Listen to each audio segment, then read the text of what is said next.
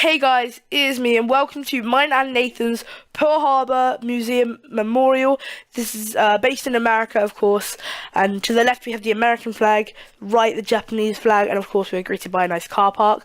So the first artifact we are approaching is the USS Bofors cannon, which was used by the Americans on the border of Pearl Harbor to kill the Japanese coming on the land and on the boats.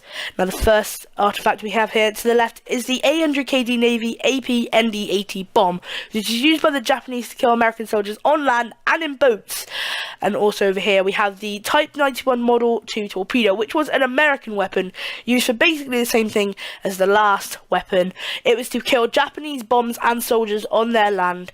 And over here we have the USS Cannon, which was also placed on the borders of Hawaii to kill any Japanese soldiers and ships. And over here we have the overview of all three weapons: the bomb by the Japanese, the American torpedo, and the cannon. Now, the first plane we have over here is the Brewster F-2A. Now, this plane was used by both the German and American soldiers during the World War, but this is the American plane here, used to get the height advantage over the Japanese so that they could drop bombs on them, as you can see by the black pellets below. Now over here we have the cinema room, which no museum would be fit without. So as you go in here and I hit the button, as you can see we have a screen that is demonstrating ships moving throughout the sea. As we turn this off, but that would have given you an overview of why the Japanese did what they did and what led up to it and what happened in that scenario. Now, moving on, we have the American medic tent. Now, this was placed after the Japanese attack. This was placed after the attack, so that everywhere they would go, they would find places that the medics could help out with wounded soldiers. Here we have two waterfalls that you saw here. As we go upstairs, you get a nice overview of the museum, but as you see there, we have the first plane hanging from the ceiling,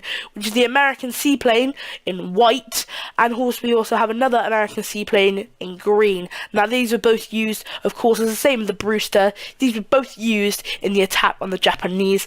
As we go out of the museum now, which you may have initially saw in the background, we have another US weapon, but this time it is a lot more than, it's a lot bigger than the other ones. Now this was one of the biggest ships in the sea at the time. This is the Arizona USS ship.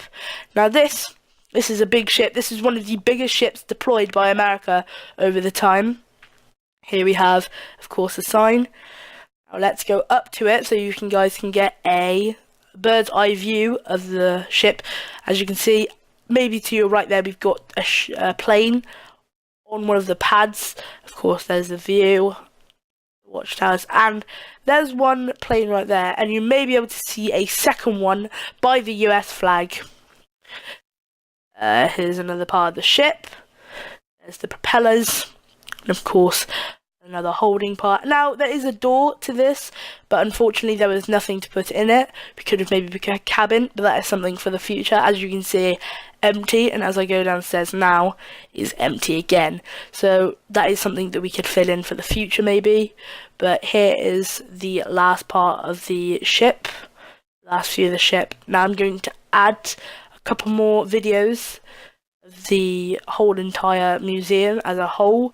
Going to be viewing the outside and the flags as well in a minute. So yeah, hope you enjoyed our memorial museum, and yeah, enjoy these last few videos. Bye guys.